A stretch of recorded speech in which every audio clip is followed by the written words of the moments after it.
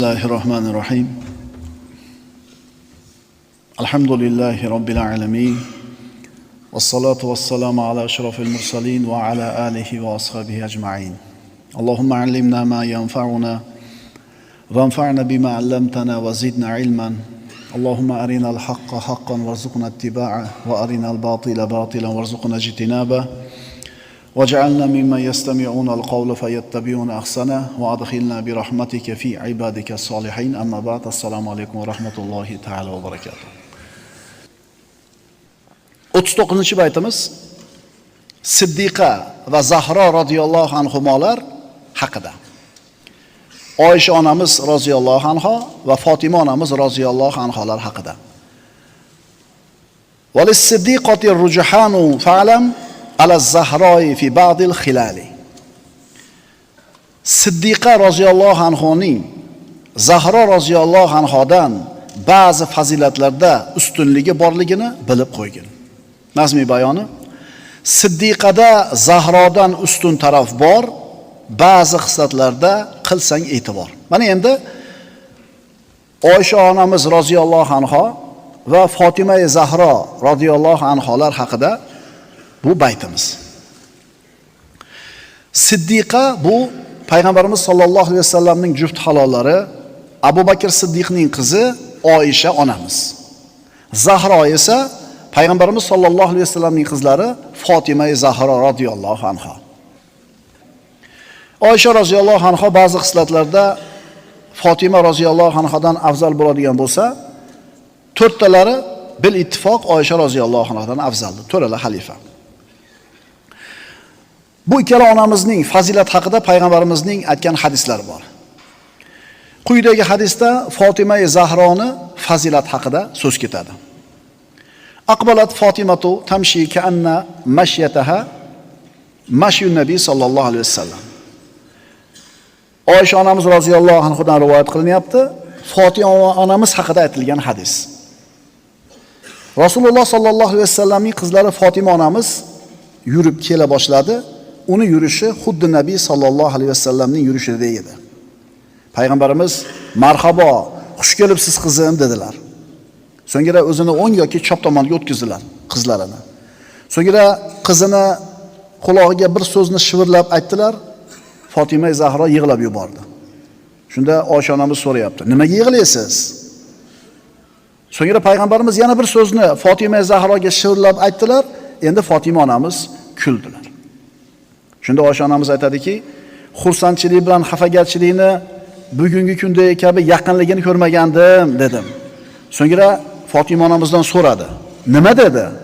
Sizga payg'ambarimiz avval yig'ladingiz, keyin kuldingiz. Fatima onamiz Rasulullohni sirlarini fosh qilmayman dedi. Aytmadi. Keyin vaqt o'tdi, Nabiy sallallohu alayhi vasallam vafot etdilar. So'ngra Oysha onamiz endi Fatima onamizdan yana so'rayapti. Nima deganida o'sha kuni? Avval yig'ladingiz, keyin kuldingiz. Oysha onamiz aytadiki, Rasululloh shivirlab dedilar. Jabroil Qur'onni menga har yili bir marta o'qib berar edi. Bu yil 2 marta o'qib berdi. Bu mening ajalim kelganida bilaman. Uyimdagilardan, meni ahli baytimdan birinchi bo'lib orqamdan yetib boradigan siz bo'lasiz degan edi. Shunda payg'ambarimiz sollallohu alayhi vasallamning bu so'zini eshitib, Fatima onamiz yig'lagandilar. Ya'ni bir yil 2 marta Qur'onni o'qib berdi. Demak, bir yil o'taman ekan men. Bir yil vafot qilaman ekan. Ahli baytimdan birinchi bo'lib siz yetib borasiz dedi. Buni eshitib turib yig'ladi. So'ngra ikkinchi marta shivirlaganida aytgandilarki, jannat ayollarining sayyidasi bo'lishga rozi bo'lmaysizmi? Yoki mu'minalarning sayyidasi bo'lishlikka rozi bo'lmaysizmi? Deganida shunda men kuldim deydi. Imom Buxoriy rivoyat. Demak, Fatima Zahro jannat ayollarining sayyidasi yoki mu'minalarning sayyidasi hisoblanadi. Mana endi Oysha onamiz roziyallohu anhoning fazilat haqida. Abu Musa Ashari radhiyallohu anhudan rivoyat qilinadi. Payg'ambarimiz aytdilar: "Fazlu Aishata ala nisa'i ka fazli tharidi ala sa'iri ta'am." Oyshaning boshqa ayollardan afzalligi saridning boshqa taomlardan afzalligi kabidir. Ya'ni sarid bu siz bilan bizni tilimizda qozon kabob deymiz u. Nonga qo'shilib pishiriladigan ovqatni boshqa ovqatlardan afzalligi qancha bo'lsa, Oyishani boshqa ayollardan afzalligi shuncha dedilar Rasululloh sollallohu alayhi vasallam. Bu Oysha onamizni fazilatiga dalolat qiladigan hadis hisoblanadi. Oysha roziyallohu anha ba'zi xislatlarda Fatima Zahrodan afzal hisoblanishligiga Mulla Ali Qori ikkita dalilni iqtibos qilib keltirgan. Birinchisi, Oysha roziyallohu anha rivoyatlari va bilimlari ko'pligi jihatdan afzaldir. Mana payg'ambarimiz vafot etgandan keyin hech qancha vaqt o'tmay Fatima Zahro vafot etadi. Endi Oysha onamiz roziyallohu anha uzoq yashagan. Binobarin ko'p hadis rivoyat qilgan, Rasulullohdan eshitganni ko'p ilmlarni rivoyat qilgan. Mana shu jihatdan Fatima Zahrodan ustunligi bor. Ikkinchisi, Oysha roziyallohu anha oxiratda Nabiy sallallohu alayhi vasallam bilan birga bo'ladi. Fatima Zahro esa Ali ibn Abi Talib bilan birga bo'ladi. Mana shu jihatdan ham Oysha onamiz Fatima onamizdan afzalligi bor.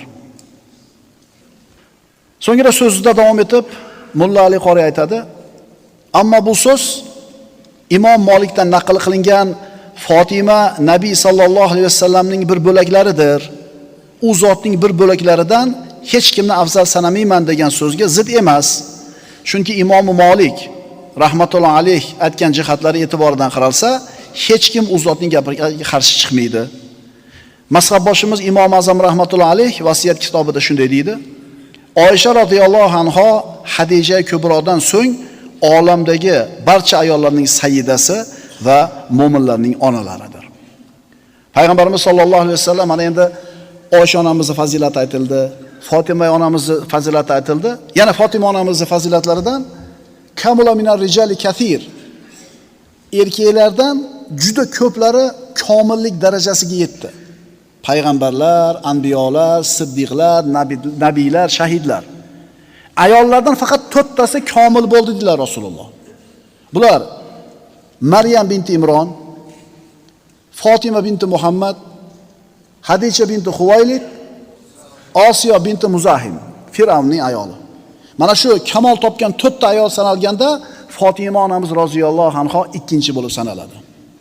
Chunki otasi Muhammad alayhisalom, onasi Hadija Kubro. 39-baytimiz nihoyasiga yetdi. وَلِلصِّدِّيقَةِ الرُّجْحَانُ فَعْلَمْ عَلَى الزَّهْرَاءِ فِي بَعْضِ الْخِلَالِ. Siddiqaning Zahrodan ba'zi fazilatlarda ustunligi borligini bilib qo'ygin. Siddiqoda Zahrodan ustun taraf bor, ba'zi xislatlarda qilsang e'tibor. Aqulu qawli hada va astaghfirulloh li va lakum. Innalloha va malaikatahu yusalluna alan nabiy. Ya ayyuhallazina amanu sallu alayhi va sallimu taslima. Wassalamu alaykum va rahmatullohi ta'ala va barakatuh. Bismillahirrahmanirrahim.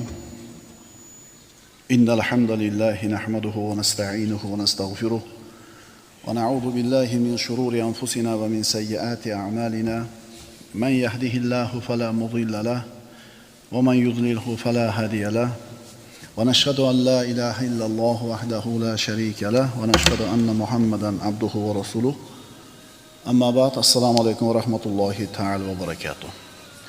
Sirojiddin Ali ibn Usmon al-Oshi siz bilan bizning hamshaharimiz, ahli sunna val jamoa e'tiqodining Maturidiyya yo'nalishini eng mo'tabar kitoblardan 4 tasi sanalsa, shundan bittasi biz o'qiyotgan Badul Amoli bo'ladi. Biz faxrlanishlikka arziydi birodar, faxrlanishimiz kerak. Mana shunday bir ulug' inson siz bilan bizning hamshaharimiz. 42-baytimizning mavzusi aql raso kishi Alloh azza va jallani tanishi lozimligi haqida. Sirojiddin o'sha aytadi: "Va ma udrun lizi aqlin bi jahlin bi xalaqil asafili val aali." Ma'nosi, aql egasiga pastliklar va balandliklar yaratuvchisini bilmaslik uzr emasdir.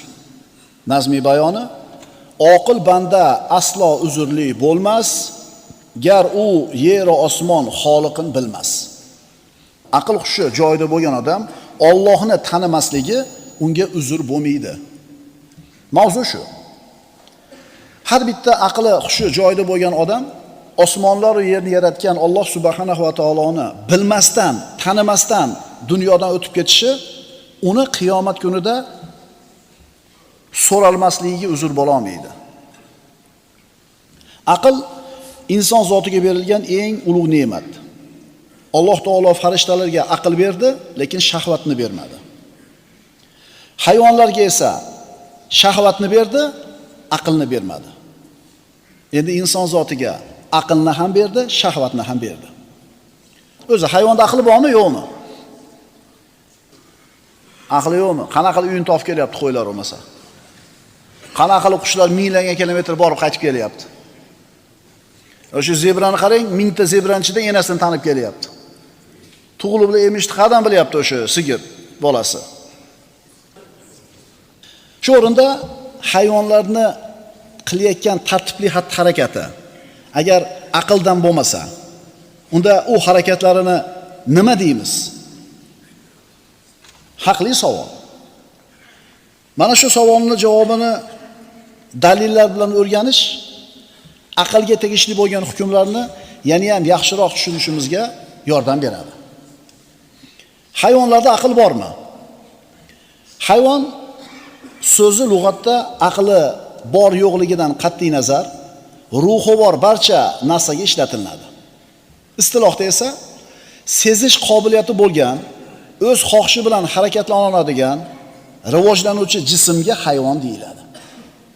Shunga ko'ra hayvon deganda inson va boshqa tirik jonivorlarni tushunish mumkin bo'ladi. Umumiy nomi shu. Endi o'zbek tilida hayvon deganda insonlardan boshqa jonivorlar tushuniladi. Arab tilida mana shu insondan boshqa harakatlanadigan jonivorlarga nisbatan dabba, bahima, na'am so'zlari ishlatiladi. Dobba degani so'diraluvchi ma'nosini anglatadi. Qorni bilan yo oyoqlari bilan yerda harakatlanadigan jonzotlarda hammasi dabba deyiladi. Urfda esa dabba deganda asosan ot, hachir, eshak tushuniladi. Bahima nutq qila olmaydigan jonivor ma'nosida. Istilohda esa yirtqich hayvonlar, qushlardan tashqari quruqlik va suvdagi barcha to'rt oyoqli jonivorlar tushuniladi. Naam degani o'tlovchi, cho'p yeydigan ma'nosini bildiradi. Istilohda qoramol, tuya, qo'ylar tushuniladi. Mana endi bu biz aytgan hayvonlarda, jonivorlarda aql bormi, yo'qmi degan masalaga kirishlikdan avval aql deganda nimani tushunishimiz kerak? Shuni aniqlab olaylik. Aql degani nimani tushunishimiz lozim? Shuni bilib olaylik. Aql lug'atda taqiqlash, mulohaza qilish ma'nolarini bildiradi. Mana aqlga berilgan 3 xil ta'rif. Birinchisi, ilmni qabul qilish uchun yaratilgan quvvat aql deyiladi. Ilmni qabul qilish uchun yaratilgan quvvat aql deyiladi. Ikkinchisi, insonlar u yordamida nutqni tushunishga hozirlanadigan tabiiy sezgi aql deyiladi. Nutqni tushunishi uchun tayyor bo'lgan sezgi aql deyiladi. Uchinchisi, yaxshi yomonni, haq va nohaqni ajratadigan qalbdagi nur aql deyiladi. Quvvat deyildi, sezgi deyildi, nur deyildi. Hayvonlarda bormi bular? Mana shu ta'riflarga qaraydigan bo'lsak, birodarlar, aql inson zotiga berilgan eng ulug' ne'mat ekanligi ma'lum bo'ladi.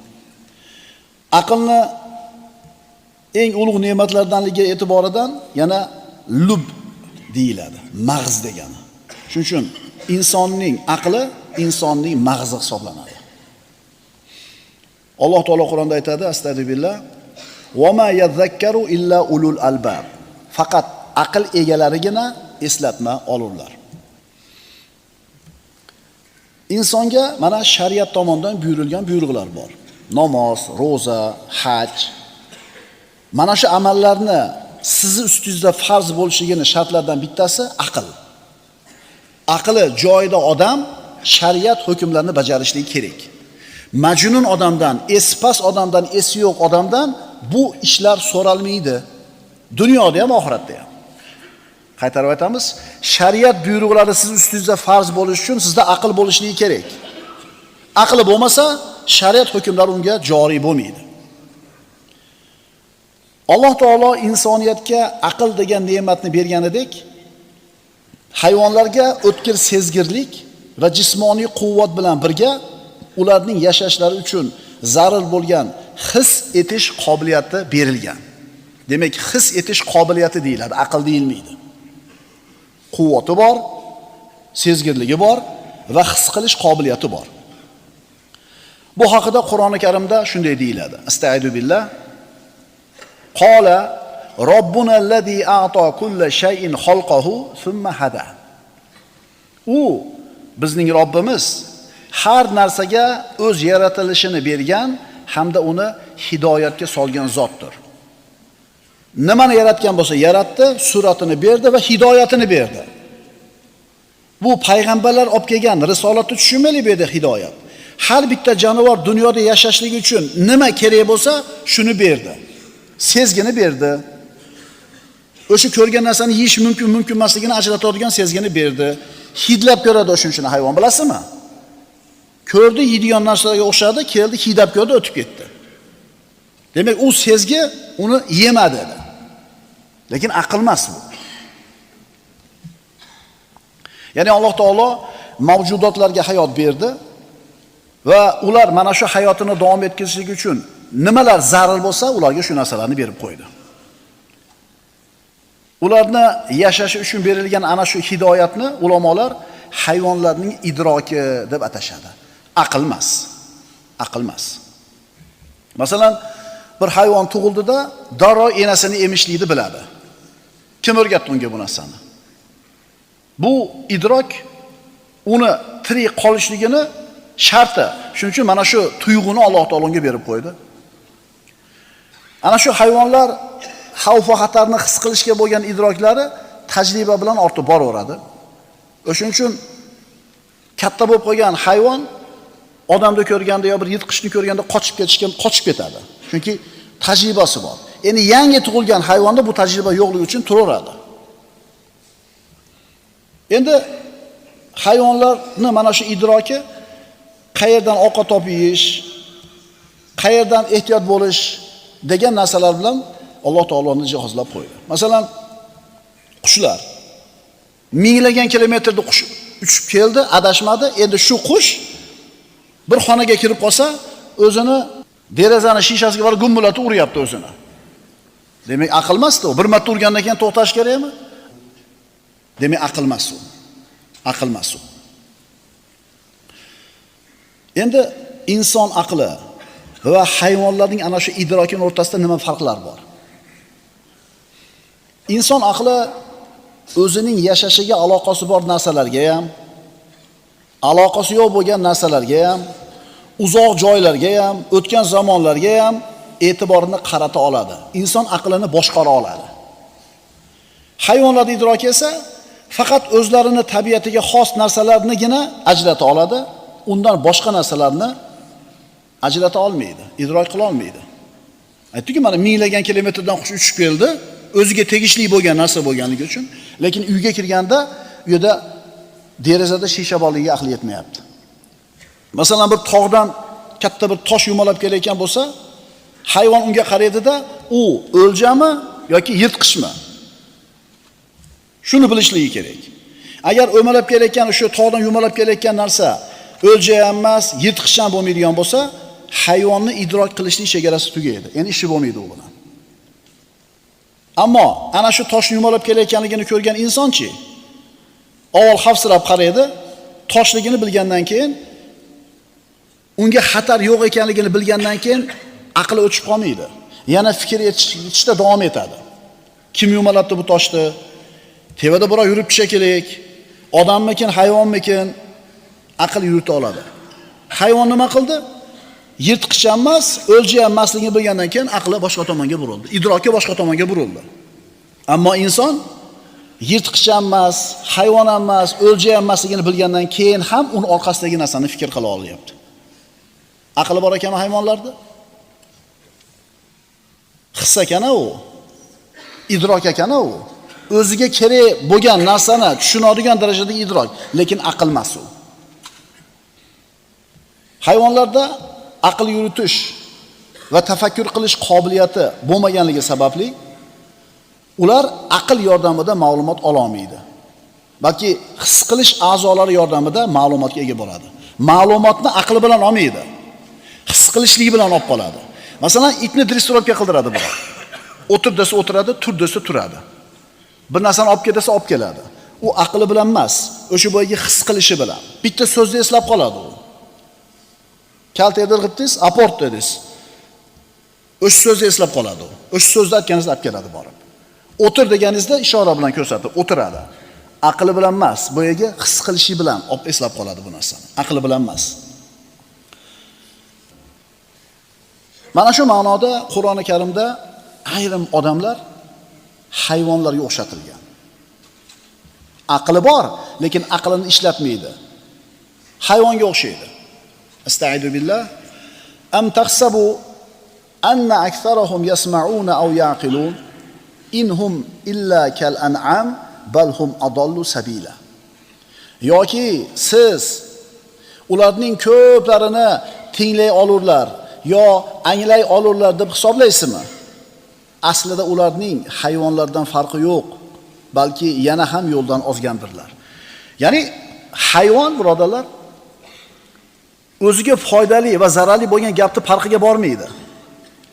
Endi inson ham agar aqlini ishlatmasa, unga nima foyda, nima zarar ekanligini bilmasa, aqli bilan shu haqiqatni topmasa, hayvondan ko'ra bettarroq bo'ladi. Otangga oq bo'lma, onangni ko'ziga tikka qarama, bu senga zarar deb aytayapti aql egalari. Quloq solmaydi. Odamlarning nazaridan qolma, beodob, beaxloq bo'lma, nazardan qolsang, zulm qilsang, qarg'ish olsang vayron bo'lasan deydi aql egalari. Lekin olmaydi. Demak, bu insonlar Alloh taolo aytgandek, hayvondan ham tubarroq inson. Chunki hayvonlar aql yurita olmaydi, lekin o'ziga nima foyda, nima zarar ekanligini idroki bilan his qilib oladi. Mana endi Qur'oni Karimda Sulaymon alayhisalom qissasiga murojaat qilsak, Hudhud qushi kelib bu payg'ambar bilan gaplashgan qissasi bor. Yoki bo'lmasam chumolini o'zini qavmiga ogohlantirishi bor. Ey chumolilar, uylarga kirib ketinglar. Sulaymon va uni qo'shini sizlarni tepalab yubormasin, o'zlari sezmagan holda. Aqlli gap. Yoki bo'lmasam mana shu Hudhud qushi Saba mamlakatining malikasi Bilqisni taxti borligi, ular Allohga sig'inishni o'rniga quyoshga sig'inayotganligini xabarni berdi. Endi buni nima deymiz? Ulamolar mana shu ikkala hayvonga, bu Qur'onda kelgan mana shu ikkala hayvonga boshqa hayvonlarni qiyos qilmaslik kerak deb aytadi. Bu Sulaymon alayhisalomga berilgan ikrom boshqa hech qaysi Hudhud qushini ham, boshqa hech qaysi chumolini ham bu ikkala hayvonga, jonivorga o'xshatib bo'lmaydi. Agar boshqa hayvonlar ham insonlarning gapini tushunish, ana shu gaplardan musulmon bilan mushrikni ajrata olishlik imkoniyati bo'lganda, u hayvonlar ham odamda bo'lib qolar edi. Aqlini ishlatib topa oladigan bo'lib qolar edi. Shuning uchun bu ikkala hayvonni umumiy boshqa hayvonlar bu ikkalasiga qiyos qilinmaydi. To'g'rida qiyomat kuni borganda hayvonlarni hammasini Alloh taolo tuproqqa aylantirib tashlaydi. Va yaqulul kafiru ya laytani kuntu turoba. Hayvonlarni qasoslari bo'ladi o'zaro qolgan. Masalan, shoxi bor qo'chqor, shoxi yo'q qo'chqorning ustida boshini ezib qo'yadi. Qiyomatda uni haqini olib beradi bunga. Shu bilan tuproq qilib tashlaydi. Ularni osonlik bilan yo'q bo'lib ketganligini ko'rgan, jazodan qutulib ketganligini ko'rgan kofir, qaniydi men ham tuproq bo'lib ketsam deydi. Ya'ni qaniydi men ham hayvon bo'lib beralganimda deydi. Hayvonlarga hisob kitob yo'q. Mulla Ali Qori Zoul Maoli asarida quyidagilarni yozadi. Bilginki, Alloh taolo farishtalarga aqlni berib, shahvatni bermagan. Hayvonlarga esa shahvatni berib, aqlni bermagan. Odam bolalariga esa ikkalasini ham bergan. Qaysi insonning aqli shahvatidan ustun bo'lsa, u farishtalar qatorida, balki ulardan ham komilroq hisoblanadi. Kimning shahvati aqlidan ustun bo'lsa, u hayvonlar qatorida, balki ulardan ham tubanroq bo'ladi. Demak, birodarlar,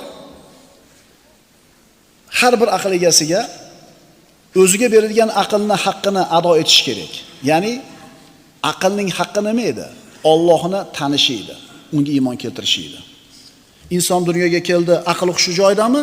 Demak, aqli uni Allohga olib borishligi kerak.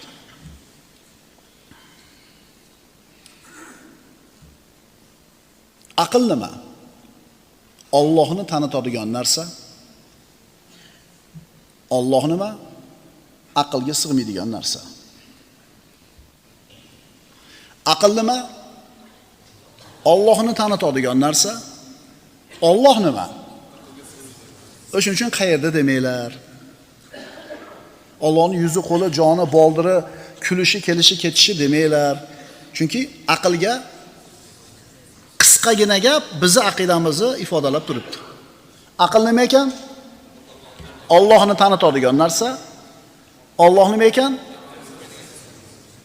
Bo'ldi, yopinglar u temani. Qada, qanaqa qilib istivo qildi? Ha? Qad. Aqlning ishi Allohni tanish ekan. Ammo Alloh taoloni tanish uning xabarlarini eshitgandan keyin vojib bo'ladimi? Yo eshitmasa ham inson o'z aqli bilan uni tanishi vojib bo'ladimi? Mana endi Ash'ari va Moturidi aqida maktabini mana shu yerdagi ikki xil qarashi bor. Aql Alloh taoloning xabarlarini eshitgandan keyin vojib bo'ladimi Allohni tanishi? Yoki aql ana shu xabarlarni eshitmasa ham o'zini quvvati bilan, aqli bilan tanishi vojib bo'ladimi? Bu masalada Ash'ari va Moturidi aqidalarini, mazhablarini orasida farqli qarashi bor. Endi mana shu ikkala qarashni umumiy xulosasi quyidagicha. Ash'ari mazhabida Alloh taoloni tanish uning xabarlarini eshitish dalolati bilan vojib bo'ladi deyilgan. Allohni tanish Alloh taoloning xabarlarini eshitgandan keyin vojib bo'ladi deyishgan. Moturidi mazhabida esa Alloh taoloni tanish aql dalolati bilan ham vojib bo'ladi deyilgan. Inson Allohning oyatlarini eshitmagan bo'lsa ham aqli bilan topib olish kerak o'zi borligini deb bizning mazhabimizda aytiladi. Endi ikkala qarashni ham tabiiyki o'zini Qur'ondan dalillari bor. Ash'ari mazhabining dalili astagfirullah rusulan mubashshirina va munzirina li alla yakuna lin-nasi 'ala Allohi hujjatun ba'da rusul. Niso surasi. Payg'ambarlar kelgandan keyin odamlarda Allohga qarshi hujjat bo'lmasin deb payg'ambarlarni xushxabar beruvchi va ogohlantiruvchi qilib yubordik.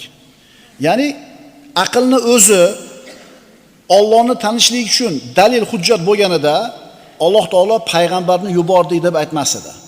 Aqlni berdik derdi, shu bilan to'xtardi. Aqlni ham berdi, payg'ambarni ham yubordi. Shuning uchun inson aqli Allohni tanishi Allohning buyruqlarini eshitgandan keyin bo'ladi deyishyapti bular. Yana boshqa oyatda payg'ambar yubormasdan turib, o'zini risolatini yubormasdan turib azoblamasligini ham aytgan Alloh. Va ma kunna mu'azzibina hatta nab'atha rasula.